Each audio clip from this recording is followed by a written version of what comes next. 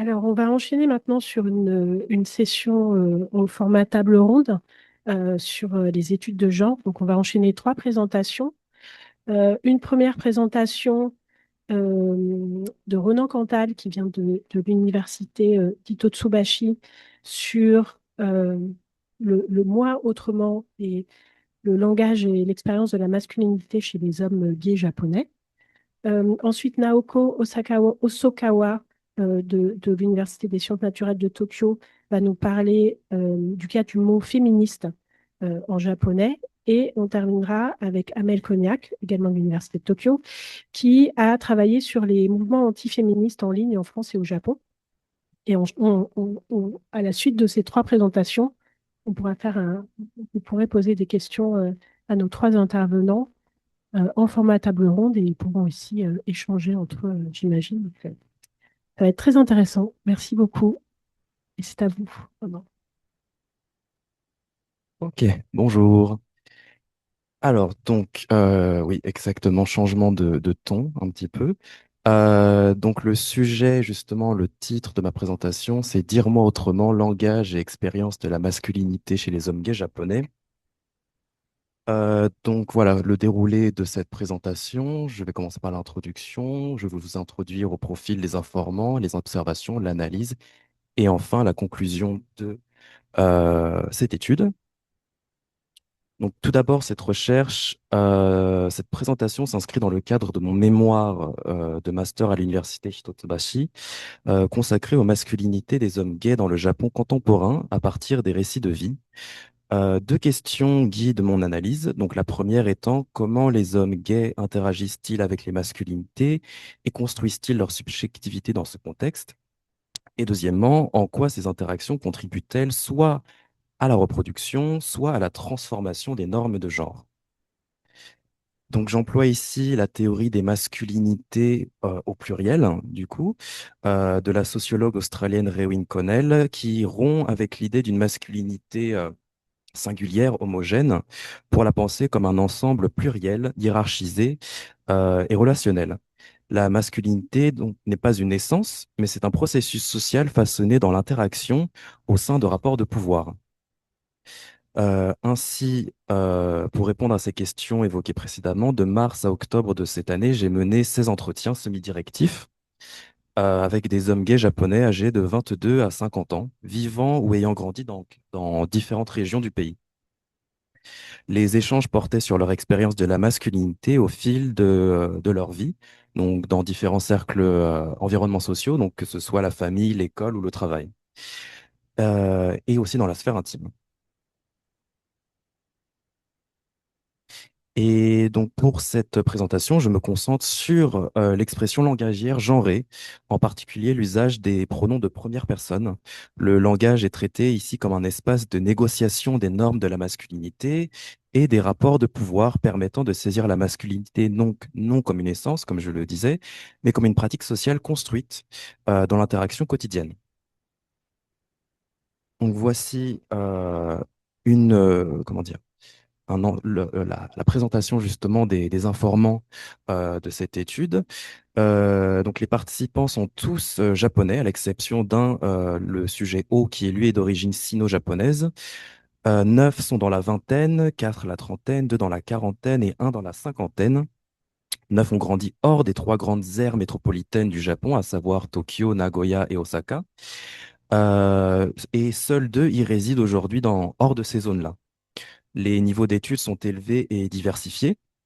Donc, il y a des personnes qui ont obtenu un diplôme de licence, de master, un doctorant, des formations courtes et des formations professionnelles. Et actuellement, un des informans, lui, euh, suit un cursus long en médecine.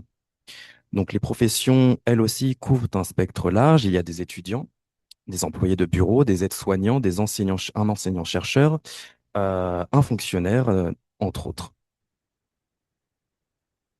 Donc pour ce qui est des observations, donc tout d'abord les relations avec leur père masculin et aussi avec les femmes de leur entourage. Donc ces relations avec leur père au collège et au lycée, parfois à l'université, jouent un rôle clé dans la formation de l'expression genrée, donc notamment comme homme homosexuel. Le choix du pronom de première personne, donc en japonais, pour ceux qui sont familiers avec le japonais, il y a plusieurs pronoms pour la première personne, comme watashi, boku, ore, jibun. Et donc, cet usage de la première personne évolue au fil de ses trajectoires. Parmi les 16 informant, certains ont toujours adopté le pronom majoritaire de leur père, de leur père masculin, euh, et d'autres ont tenté justement des transitions, parfois réussies, du pronom vers le pronom boku ou vers le pronom ore, par exemple, et parfois des transitions un peu moins réussies, donc notamment du pronom vers le pronom ore en fait. Donc, quelques-uns ont aussi temporairement évité tout pronom, en fait, ce qui est une particularité de la langue japonaise. On peut réussir à s'exprimer sans utiliser un pronom de la première personne, ou dans la majorité des cas. Parfois, c'est un peu compliqué, mais en général, c'est possible. Et donc, ils ont évité temporairement tout pronom continu, et l'un, lui, continue toujours à privilégier l'absence de pronom, n'utilisant ore que dans le cadre familial. Ces usages montrent que le pronom, ce n'est pas donc une simple préférence, mais une ressource sociale ajustée selon les contextes et les attentes. Donc, pour ce qui est de l'analyse de ces observations, les données indiquent donc que les pronoms constituent un site de négociation de la masculinité.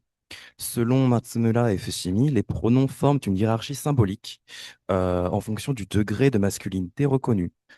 Par exemple, dans certains cas, Ore est associé à une masculinité pleinement validée. Boku, lui, quant à lui, c'est une masculinité jugée secondaire. L'usage, l'évitement, voire l'alternance, donc, apparaissent ainsi comme des stratégies visant à négocier une position masculine acceptable dans des contextes marqués par l'hétéronormativité.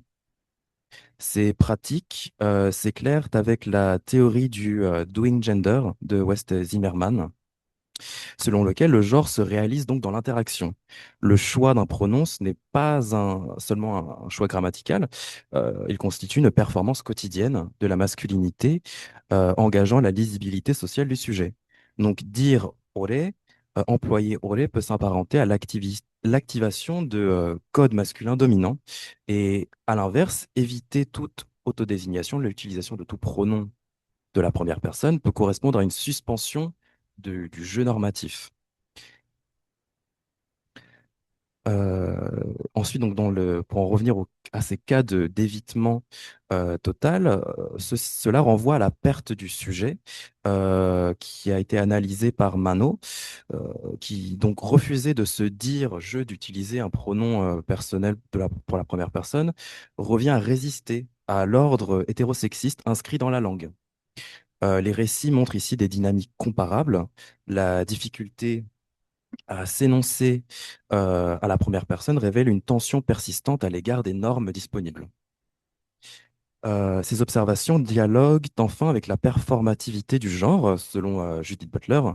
Donc le genre s'actualise dans des répétitions normatives toujours imparfaites.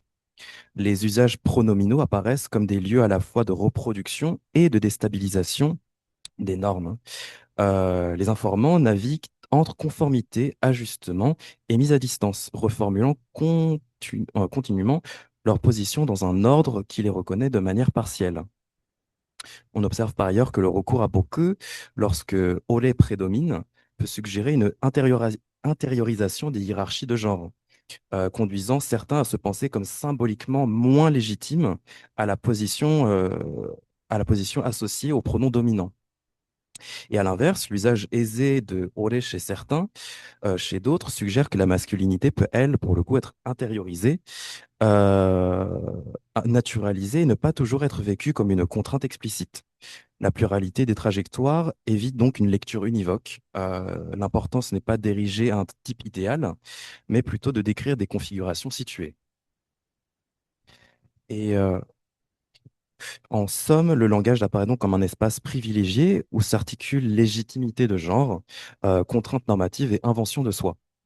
L'étude des pratiques de nomination de soi permet de saisir la masculinité comme une construction fragile, relationnelle et contextuelle, constamment donc rejouée dans l'interaction.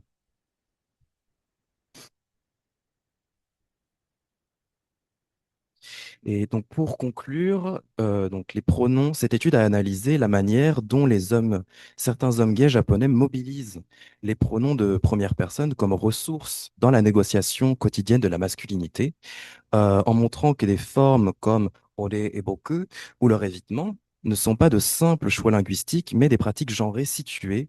euh, et L'analyse a donc mis en lumière le rôle de la langue dans la production à la fois de conformité, d'ajustement et de contestation des normes masculines dominantes. Enfin, le fait que certains informants n'ont jamais eu aucune forme de conflit interne vis-à-vis de l'utilisation des pronoms de la première personne et qui utilisent donc ces pronoms sans difficulté, euh, donc voilà, l'utilisation du pronom dominant dans leur cercle ne contredit pas forcément ces résultats. Il indique au contraire que la masculinité peut donc parfois être intériorisée, comme je l'expliquais, et par ailleurs, cette expérience n'est pas forcément propre aux homosexuels, pour le coup, mais le fait que leur masculinité soit structurellement mise en question, je répète, si cette expérience n'est pas propre aux hommes homosexuels, le fait que leur masculinité, celle des hommes homosexuels, soit structurellement mise en question dans l'ordre patriarcal, cela rend leur expérience particulièrement révélatrice des logiques de pouvoir à l'ordre dans la construction du genre. Voilà, c'est tout pour moi. Merci de votre écoute. Merci beaucoup pour cette présentation et ce travail et cette analyse très intéressante. On pourra échanger du coup après. On va accueillir maintenant Naoko Osokawa qui va nous parler du mot féministe en japonais. Est-ce que ce mot existe déjà? Je me suis posé la question, mais oui, ok. Ok, bonjour toutes et tous. Je m'appelle Naoko Osokawa, je suis sociolinguiste. Donc, je suis dans le domaine sociolinguistique, peut-être c'est le cas pour Ronan. Mais aujourd'hui, je vais parler quelque chose de petit peu différent. Donc, normalement, mes travaux portent sur la question de la diversité linguistique et aussi la situation de contact des langues, notamment l'utilisation de mots empruntés, y compris les mots d'origine anglaise utilisés en japonais, qui sont très nombreux. Si vous connaissez la langue japonaise, on peut constater qu'il y a beaucoup de mots anglais utilisés en japonais. Donc, dans ce contexte, j'aimerais vous présenter un projet mené en 2021 sur la définition de mots féministes en japonais dans le Google. Donc, qu'est-ce que ça veut dire? En fait, le mot féministe, en japonais, on y utilise le mot anglais féministe, prononcé japonisé, de prononciation japonisée, féministo, mais c'est le mot emprunté. Donc, on écrit en katakana, comme on fait pour majorité de mots anglais. Et c'est un nom uniquement, pas adjectif, comme le cas en français ou en anglais. Et on utilise ce mot depuis très longtemps. Mais la définition s'est évoluée significativement dans le contexte social, de changement social. Et je pense que ce projet nous permet de comprendre comment évoluer le discours sur l'égalité de genre au Japon. Donc, ce projet n'est pas vraiment de projet de recherche, c'est plutôt un projet pratique, mais j'ai pensé que ce sera intéressant de réfléchir à comment ce mot est utilisé et traduit et interprété dans la société japonaise. Donc, avez-vous utilisé Google pour vous renseigner sur un mot, le concept ouais, je pense que la plupart de personnes utilisent très souvent Google et quant à moi, j'utilise tout le temps, même pour juste vérifier quelque chose ou pour me renseigner plus sur un mot, un concept, une idée. Donc, c'est quelque chose qu'on utilise tout le temps. Et maintenant qu'on effectue une recherche sur Google, la première chose qu'on voit normalement, c'est un aperçu généré par intelligence artificielle. suivi par une définition pour les sites web. Donc, c'est normalement l'écran qu'on peut trouver, par exemple, si on insère le mot féministe dans les barres de recherche. Mais c'est une évolution assez récente. Donc, en 2021, il n'y avait pas encore aperçu intelligence artificielle. Donc, ce que on a trouvé tout de suite après le barre de recherche en 2021 était une définition de Google. Donc, dans le cas de japonais, si on met féministe en japonais, en katakana, le premier résultat était la définition Google comme personne, ça c'est la traduction française, mais en japonais, une personne qui revendique l'élargissement des droits des femmes. Mais qu'est-ce que vous pensez de cette définition? Est-ce que vraiment les féministes cherchent à accroître leurs privilèges? Est-ce que c'est quelqu'un qui soutient une idéologie très particulière pour élargir de droits? C'est une image biaisée. Donc, plusieurs utilisateurs à l'époque étaient inquiets de cette définition et ils ont adressé des remarques à Google. Donc, Google a lancé un projet de modifier la définition comme le résultat de recherche Google. Au fait, est-ce que vous connaissez l'origine de définition affichée par Google? Ouais, on ne sait pas vraiment. Et c'est vrai que maintenant, on dit souvent que l'information donnée par intelligence artificielle, par exemple, sont parfois pas très fiables à cause d'un manque de la transparence de sources d'information. Mais en fait, pour les définitions de Google, on sait exactement d'où elle vient. La définition de Google sont fournies par Oxford Languages. C'est une division d'entreprise à Oxford University Press en Angleterre chargée de l'édition des dictionnaires. Donc, c'est cet organisme qui donne la définition principalement à Google pour afficher. Mais bien sûr, cette entreprise, cette maison d'édition sont britanniques, donc ils ne produisent pas les dictionnaires de toutes les autres langues utilisées par Google.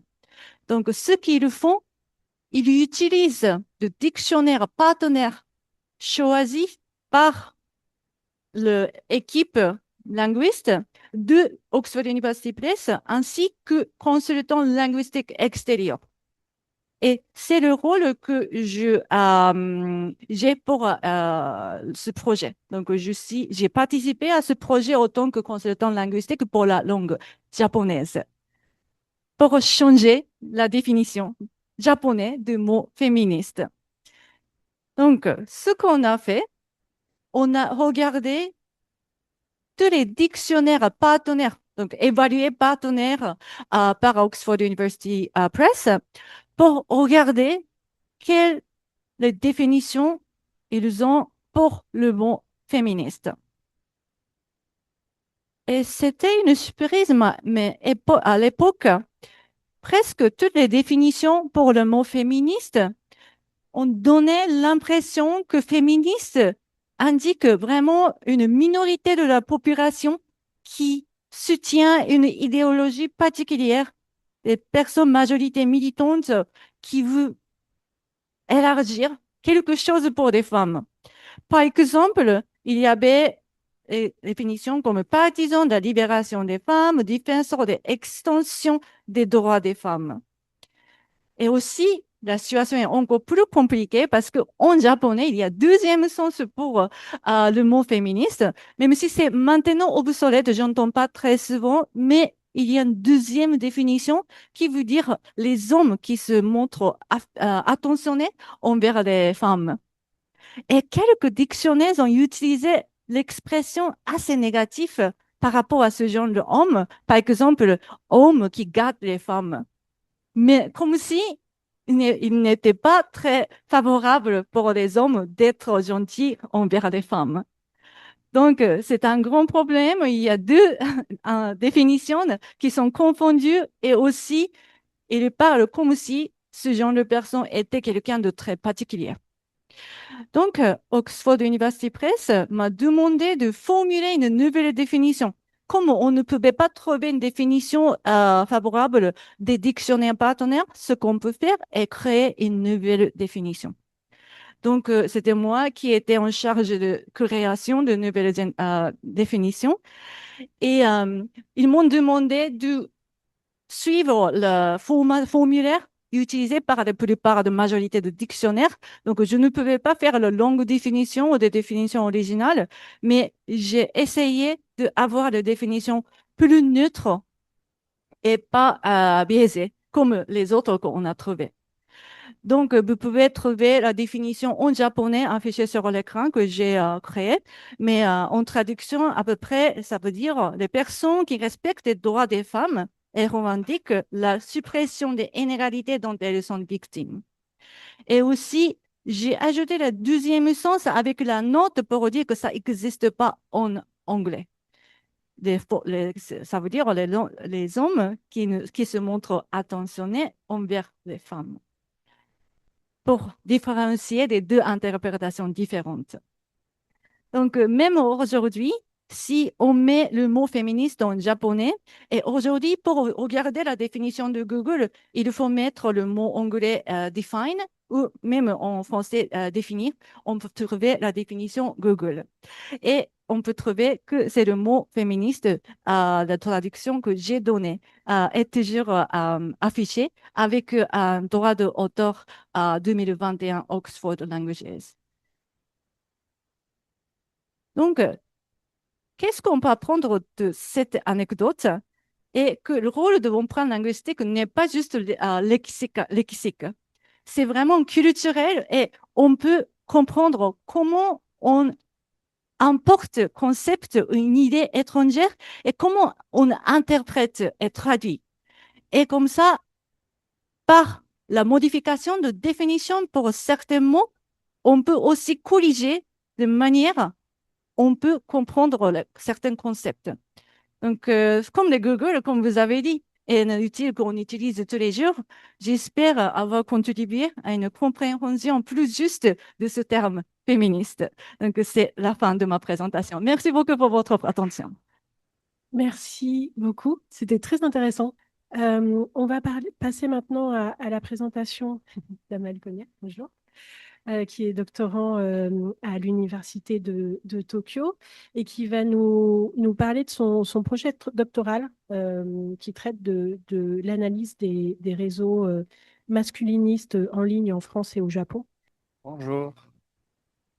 Donc, belle transition avec les deux présentations précédentes, puisque je vais vous parler d'hommes et de féminisme, ou plutôt d'antiféminisme pour mon cas, puisque je vais vous présenter donc en 10 minutes ce que j'étudie dans le cadre de mon doctorat. Donc, je suis actuellement en deuxième année à l'Université de Tokyo et j'étudie les mouvements antiféministes en ligne en France et au Japon.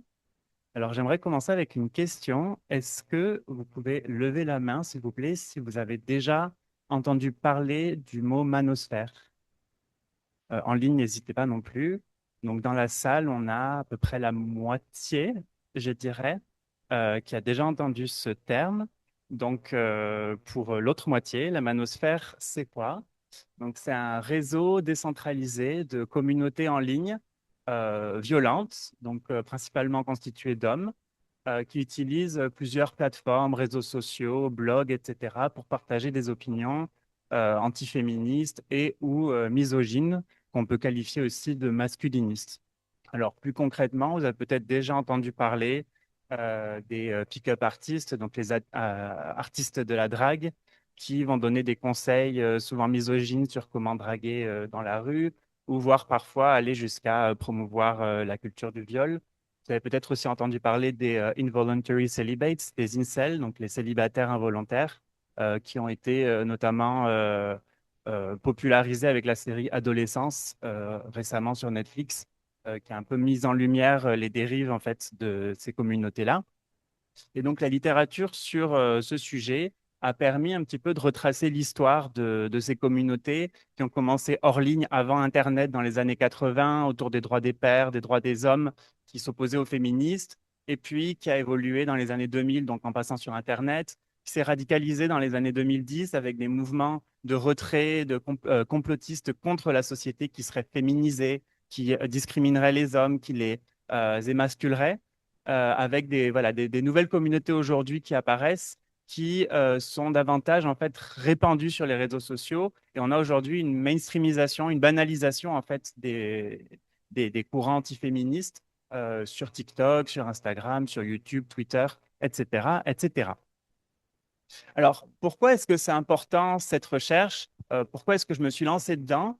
Alors, il y a eu un sondage qui est sorti juste cette semaine par le site d'Action qui montre que, en fait, les personnes, donc les hommes qui sont influencés par les discours masculinistes, sont plus de 3 fois plus enclins à penser que c'est acceptable, par exemple, de pratiquer le stealthing, qui consiste à retirer le préservatif donc durant un acte sexuel. Et donc, pour rappel, c'est une pratique qui est considérée, enfin, qui est une agression sexuelle. Et en fait, donc, la manosphère va tellement banaliser ça que plus on est exposé à ce contenu-là, plus on banalise ce genre en fait de violence envers les femmes. Et puis, il y a eu aussi cet été un attentat donc, terroriste qui a été déjoué, donc empreint de l'idéologie incel vers Saint-Étienne, donc avec voilà, un jeune homme de tout juste 18 ans qui s'apprêtait en fait, à tuer des femmes parce qu'il se revendiquait donc comme victime en fait, du fait de ne pas pouvoir trouver de conjointe ou de petite amie. Et puis, on voit aussi dans un sondage qui est sorti cette année, alors c'est un peu petit, mais en fait, il y a une scission qui se crée et en particulier chez les plus jeunes générations. Donc, les plus jeunes générations ne sont pas forcément plus progressistes que les plus anciennes, où on voit qu'il y a une nouvelle considération comme quoi les hommes ne devraient pas rester chez eux, s'occuper des enfants. Et il y a une énorme scission qui se crée, et aussi on le voit au niveau des élections, où les hommes ont tendance à voter plus conservateur, à considérer qu'on est allé trop loin en fait sur les avancées féministes qui ont été plutôt portées par la gauche, alors que les femmes l'inverse. Et ça en particulier depuis les mouvements MeToo.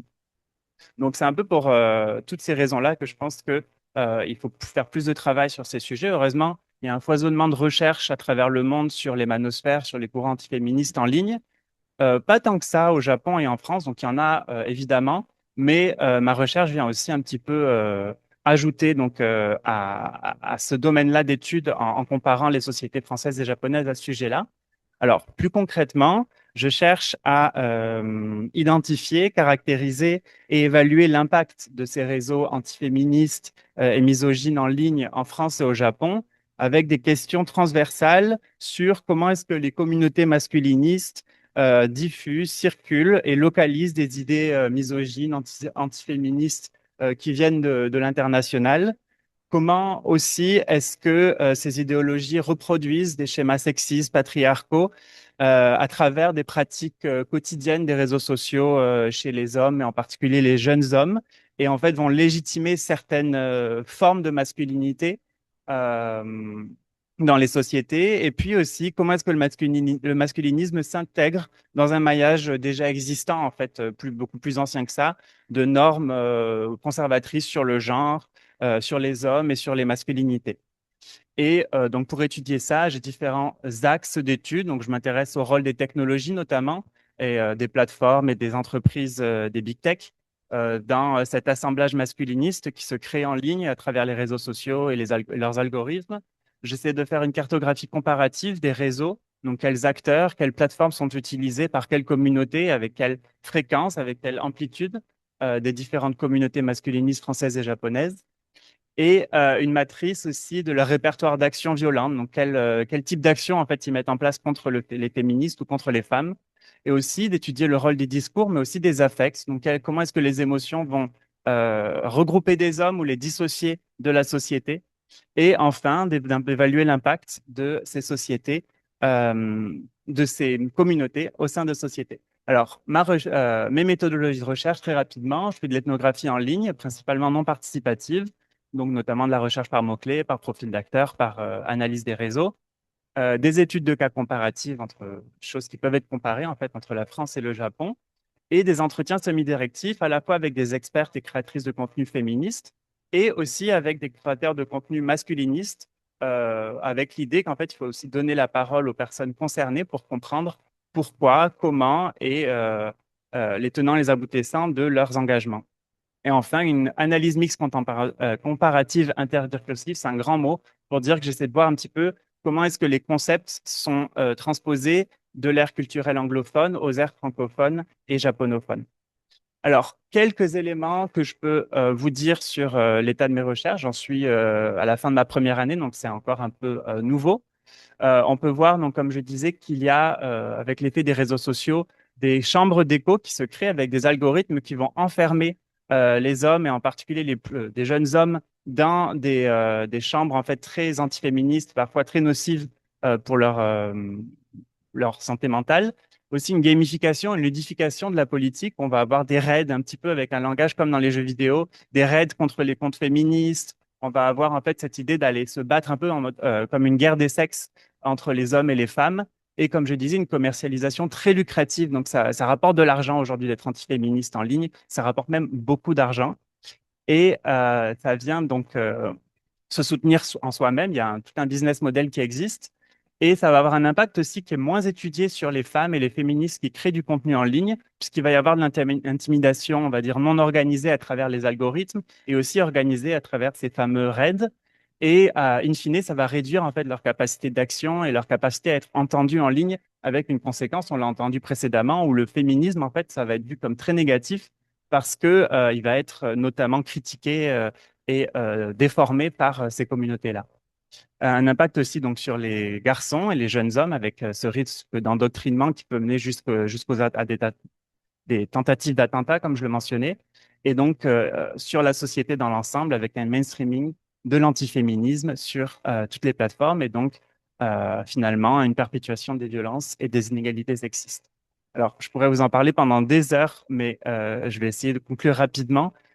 Juste pour vous dire aussi, voilà, que les algorithmes sont aussi à remettre en cause, puisque la manière dont les réseaux sociaux fonctionnent aujourd'hui et la manière dont l'intelligence artificielle vient alimenter en fait ces chambres d'écho a une conséquence directe avec la radicalisation de ces communautés-là. Alors, on voit aussi, en essayant de comparer entre les sphères occidentales et japonaises, j'essaie de trouver en fait des comparatifs des communautés qui pourraient être comparées. On voit que la structure en fait de la manosphère anglophone fonctionne pas forcément au Japon. C'est pas très cohérent. Le terme de manosphère pour parler du Japon est pas forcément le plus adapté. Par contre, il y a une théorie qui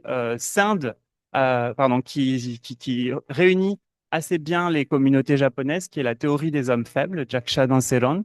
Donc, je vais passer pour aujourd'hui parce que je pense que je n'ai pas le temps de tout vous expliquer, mais n'hésitez pas à me demander si vous avez des questions. Je vois que j'ai 1 minute, donc ce que je peux vous dire, c'est que cette théorie en fait des hommes faibles s'appuie sur le fait d'une demande de reconnaissance de souffrance de certains hommes qui en fait vont dire que par exemple les hommes qui sont victimes de handicap, qui sont dans des situations vulnérables socio-économiques ou qui ont été victimes de violences basées sur le genre, par exemple de viols de la part de conjointes, disent que leurs souffrances ne sont pas reconnues par la société comme celles des femmes ou celles des minorités sexuelles. Et il y a aussi une peur d'être perçu comme agresseur avec cette époque post-MeToo, avec notamment cette demande de créer, par exemple, des voitures dans les trains uniquement pour les hommes, pour ne pas risquer que d'être considéré comme un violeur ou comme un agresseur sexuel dans les métros. Alors, voilà, donc il y a des arguments, on va dire, une théorie autour de ça, mais c'est assez divers, hein. Il n'y a pas forcément une théorie unie des hommes faibles. C'est en fait plutôt un espace de discussion en ligne autour de ce mot-clé qui est la théorie qu'il y a des hommes forts et des hommes faibles. Et donc, voilà, n'hésitez pas à me poser des questions si vous voulez en savoir plus. Je vous remercie pour votre attention. Merci beaucoup pour ces trois présentations. Oui, bonjour à tous. Ben, merci beaucoup donc pour ces trois présentations qui étaient très intéressantes. J'ai deux questions. J'ai une première question pour Monsieur Comtal. Est-ce que certaines de ces pratiques de négociation de la masculinité, est-ce qu'elles peuvent s'incarner sous une forme de pratique un peu sexiste ou misogyne, par exemple?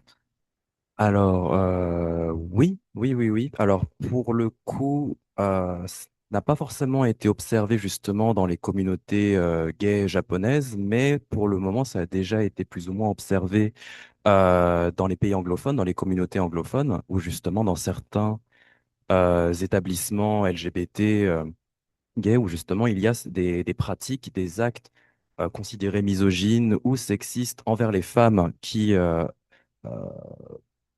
qui justement utilisent ces établissements.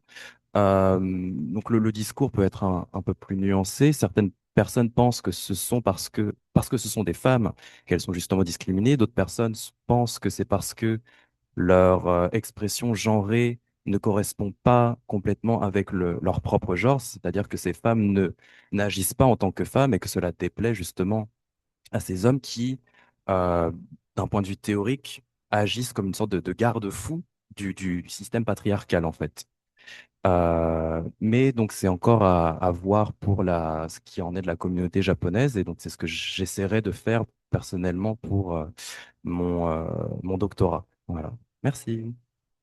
Très bien, merci beaucoup. Et j'avais une autre question pour Monsieur Cognac qui est un peu, bon, c'est peut-être quelque chose de très naïf, mais je sais que récemment, donc dans alors manosphère, on n'est pas vraiment manosphère pour le Japon, mais en tout cas dans ces espaces online d'hommes qui sont antiféministes, récemment ils se coordonnent via X, anciennement Twitter, pour attaquer en fait des femmes, par exemple dans des trains, etc. Est-ce que alors, ça existe pas vraiment en France, je pense.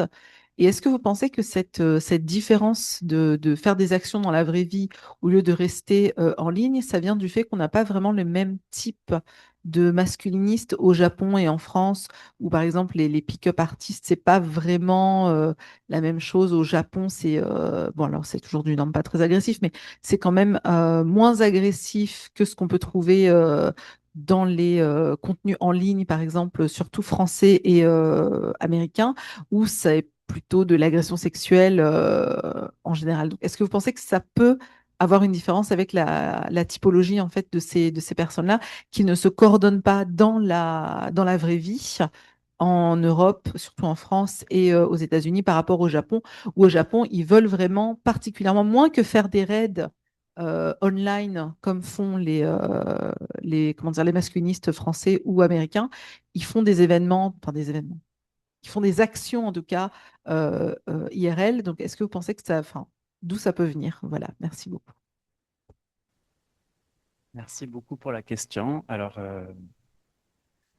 je pense qu'il faut encore que je me renseigne davantage pour vous répondre finement, mais ce que je peux dire, c'est que je pense qu'on a tendance à minimiser les violences des communautés en ligne japonaises, peut-être parce que on a cette image qu'en France c'est plus violent, mais en fait il y a eu plusieurs cas en fait d'hommes incarcérés au Japon, notamment des pick-up artistes, pour avoir violé donc des femmes et pour avoir créé donc euh, des universités de la drague pour inciter les jeunes hommes en fait à faire boire des femmes et à les violer.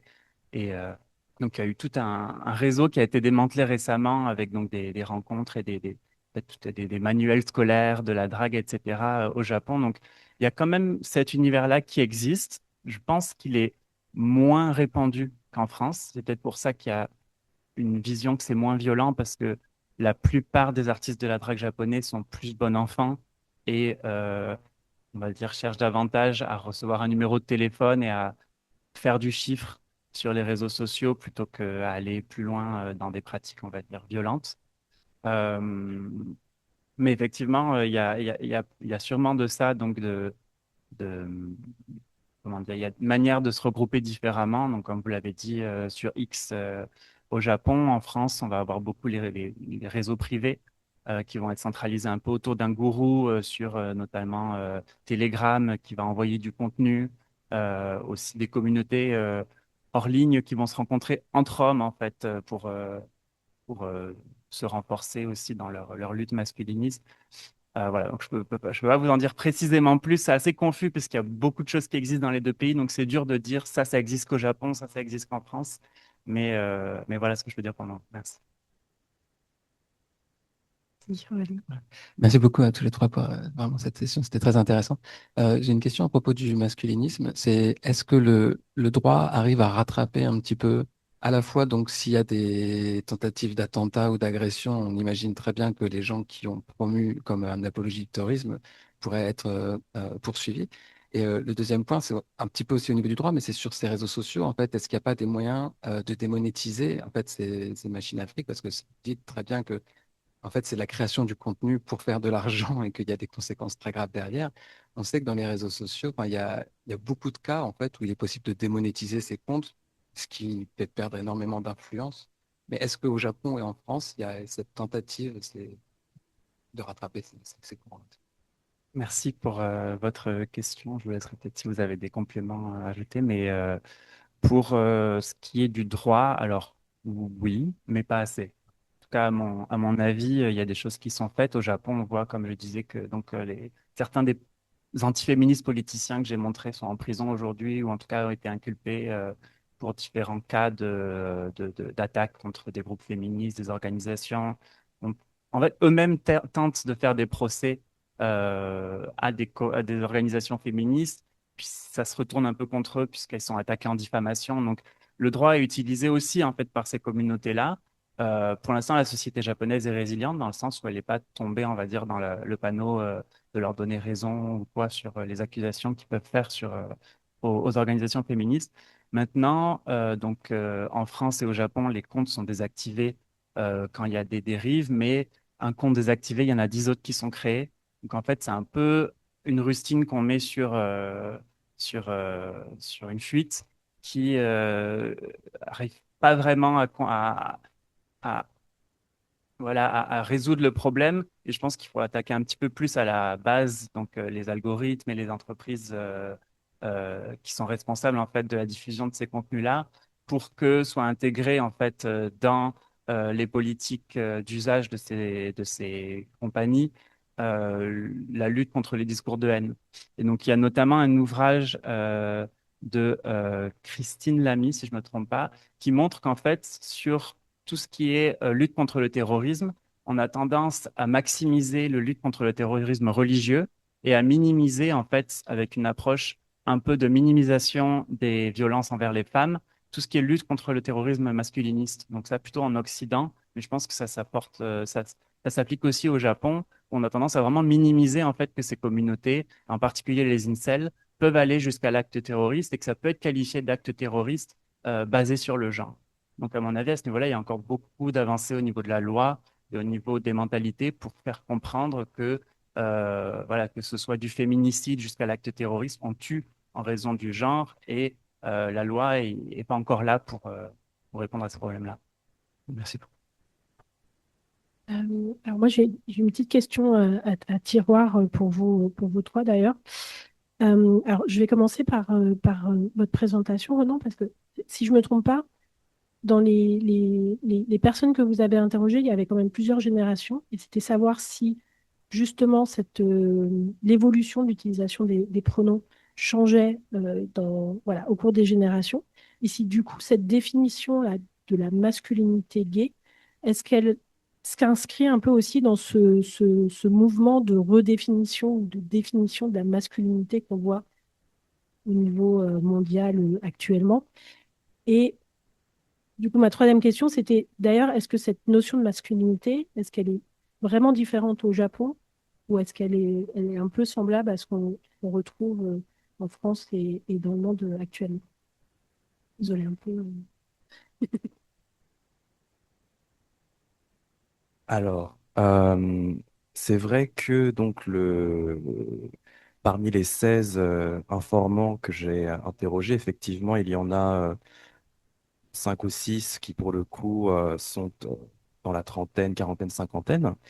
Et je pense que sans doute Naoko pourra donner un complément de réponse, euh, que justement, au fur et à mesure, lorsque les hommes japonais vieillissent, pour le coup, ils ont tendance à changer justement de pronom encore une fois pour plutôt adopter, passer du pronom ore à plutôt peut-être boku, watashi, watashi dans certains cas.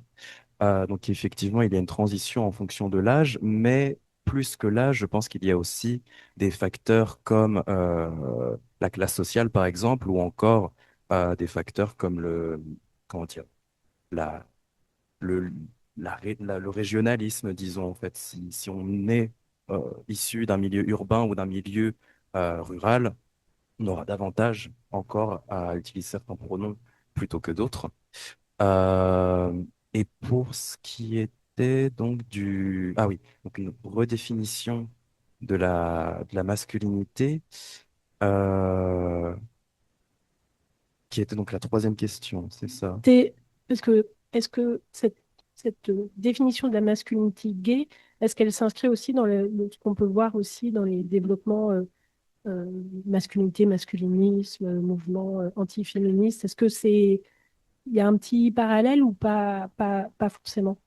Je pense qu'il peut y en avoir un, et c'était justement une question que je m'étais faite en écoutant Amael, qui était, est-ce que parmi justement ces masculinistes, il y avait des personnes qui étaient homosexuelles, enfin ouvertement homosexuelles, et qui justement, donc est-ce que l'homosexualité est quelque chose qui était aussi dans la ligne de mire des masculinistes, ou est-ce que les homosexuels, certains homosexuels, justement, font partie intégrante de ces milieux masculinistes qui, justement, pour euh, faire partie de cette masculinité, de cette, comment dire, jugée appropriée, disons, par exemple. Parce que c'est un...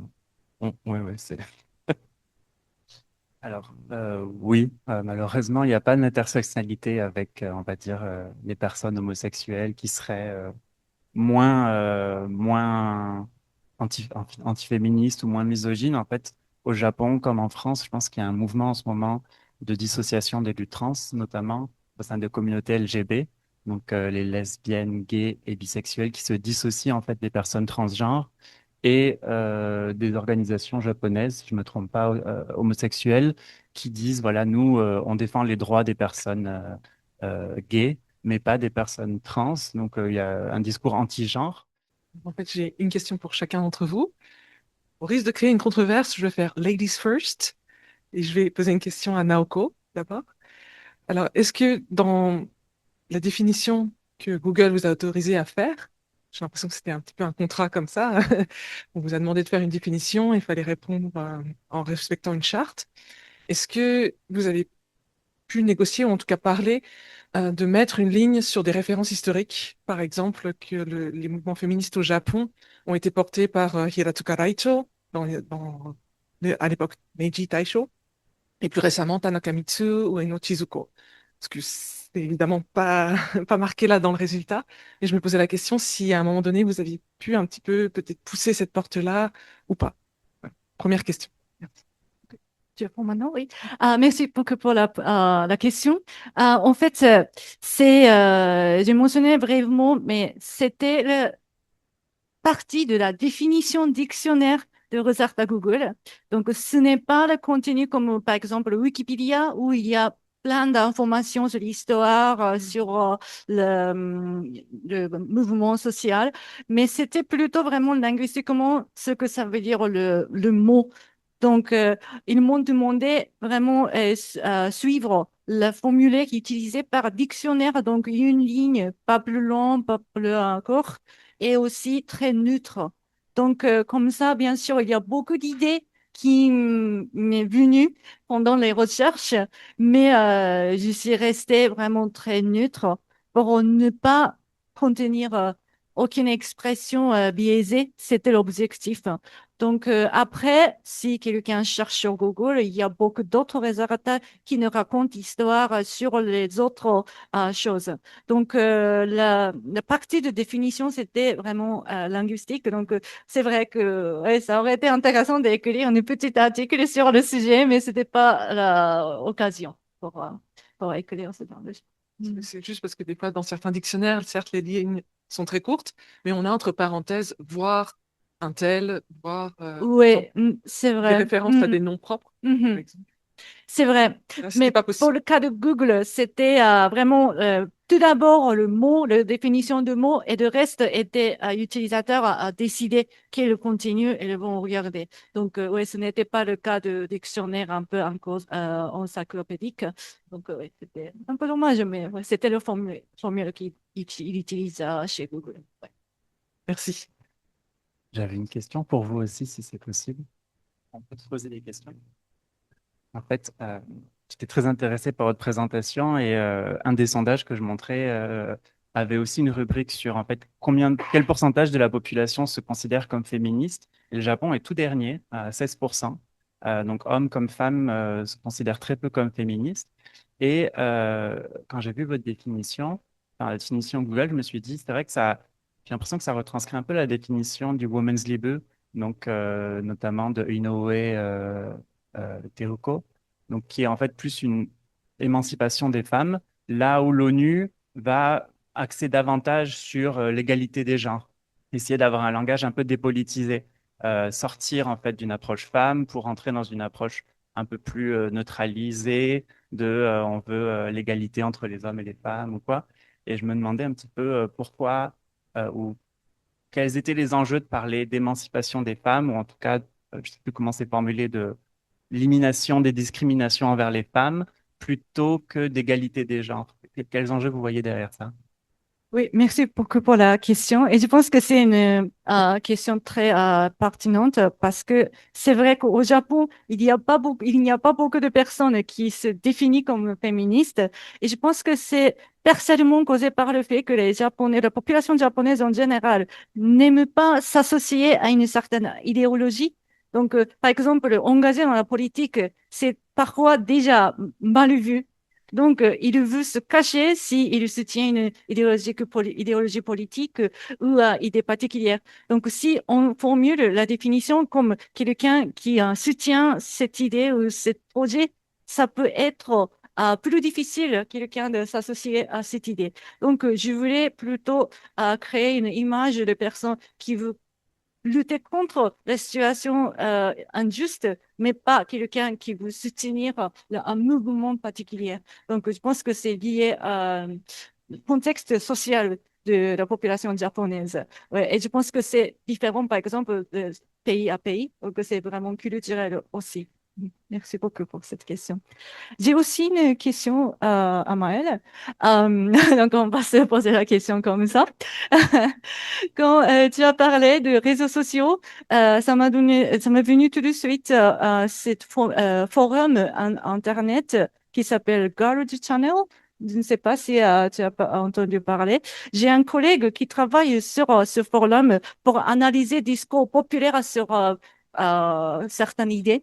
Et c'est intéressant parce que le forum s'appelle Girl Channel, comme chaîne pour les filles.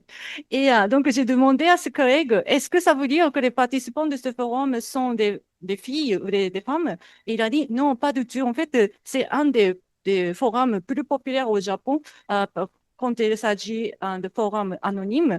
Donc, ce n'est pas du tout limité aux femmes. Et j'ai trouvé ça très intéressant. Il a dit qu'en fait, la majorité de participants, probablement des hommes, on ne sait pas exactement parce que c'est anonyme, mais ils pensent de ce qu'ils disent dans le forum, ils pensent que la majorité est plutôt des hommes que des femmes. Et j'ai pensé que c'est très intéressant que les hommes participent au forum discussion qui s'appelle Girls Channel. Oui, donc j'ai pensé ce phénomène. Qu'est-ce que tu penses de ce phénomène ou est-ce que tu es au courant de ce forum et pourquoi il s'appelle comme ça? J'étais très intriguée par cette situation. Merci. Merci beaucoup. Alors, je n'ai pas encore, c'est dans ma liste des forums à étudier, je ne l'ai pas encore parcouru, mais donc c'est un forum en fait pour discuter des enjeux d'être une femme au Japon. Ce n'est pas limité aux questions de genre. En fait, c'est sur les sujets très diversifiés. Donc, c'est un peu, je pense que c'est un peu comme, comment il s'appelle, de chaîne 2, les Nichannel, comme je pense dont tu as parlé. Donc, c'est vraiment de sujets différents. Donc, c'est un peu comme Reddit dans le monde occidental. Ouais.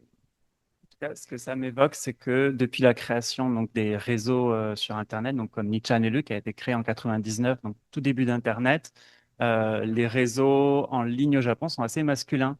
Donc ça m'étonne pas tant que ça que même sur des réseaux féminins, on retrouve des hommes, puisqu'il y a en fait cette idée un peu que Internet, c'est un espace d'hommes, mais ça, c'est pareil un peu partout, et que les hommes ont leur place aussi partout sur les réseaux et ont le droit d'aller regarder ce qui s'y fait. Donc il y a en tout cas, je pense, cette liberté ressentie par les hommes d'aller explorer les sujets un peu partout. Et je pense que c'est peut-être pour ça qu'on en retrouve aussi sur Girls Channel.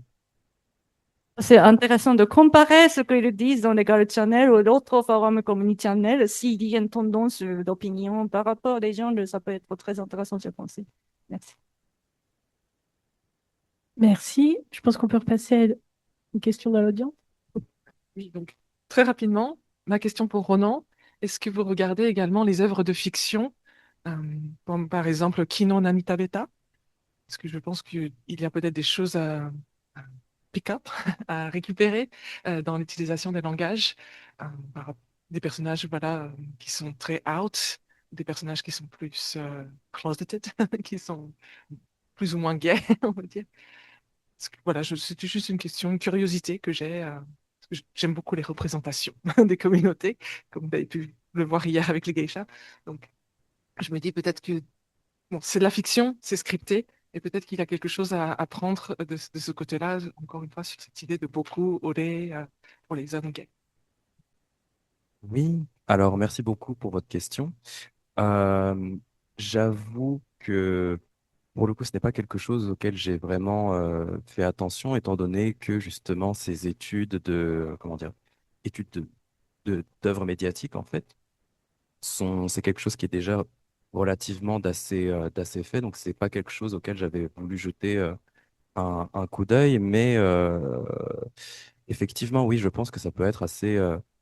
Est-ce que ce serait représentatif? Pas forcément. Je pense qu'il y pourrait y avoir justement une sorte de différence, de dissonance entre les deux, entre la réalité et la représentation médiatique. Mais honnêtement,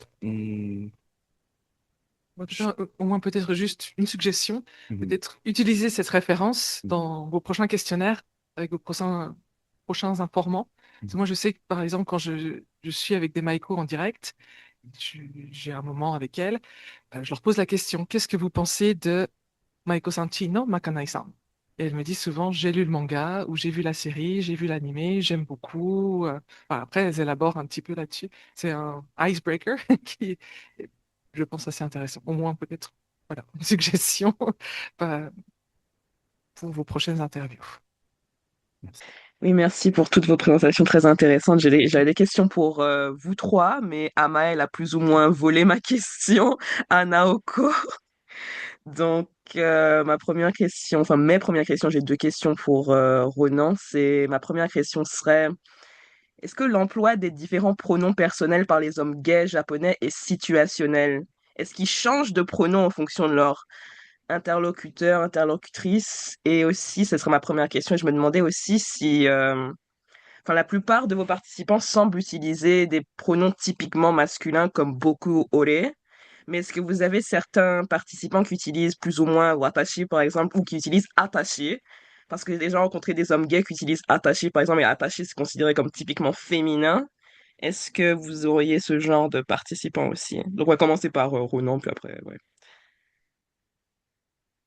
Alors, merci beaucoup pour votre question. Euh, donc, quel est... Euh, ah, oui, oui, oui. Est-ce qu'il change de pronom par rapport à la situation? Alors oui, euh, tout d'abord, effectivement, les pronoms sont... les gens modifient fort... Ah non, en fonction justement du contexte. Donc, tout d'abord, s'ils parlent à un supérieur hiérarchique, quelqu'un qui leur est hiérarchiquement inférieur, évidemment. Donc ça, c'est quelque chose de très commun. Mais outre cela, c'est vrai que parmi mes informants, l'un d'eux qui, pour le coup, a pour habitude de parler sans utiliser de pronoms de la première personne, il a parfois tendance justement à switcher vers l'utilisation du pronom ore lorsqu'il parle avec sa famille. Donc, ce qui peut suggérer peut-être une sorte de, comment dire, volonté de se présenter de manière plus masculine envers les membres de sa famille, ou voire même ses amis. Donc effectivement, cela arrive, mais pour le coup, parmi les 16 informants, j'ai plutôt l'impression que c'est peut-être le seul. Je, honnêtement, je m'attendais à ce que ce soit plus commun, mais visiblement, pas tant que ça. Et est-ce qu'il y en avait justement qui utilisaient des pronoms jugés typiquement féminins comme Atashi, Watashi, Uchi par exemple, ou leur propre nom? Alors pour le coup, oui, cela arrivait, mais c'était plutôt avant la puberté, disons. C'était plutôt avant justement de passer, certains transitionnaient de ce pronom-là vers boku, ore par exemple. Mais actuellement, aucun d'eux justement n'utilise de pronoms jugés typiquement féminins en fait. Et donc je pense que ça aussi c'est assez révélateur. Voilà. Merci beaucoup. Merci. Ok, ce serait très intéressant de voir aussi si vous leur posez la question.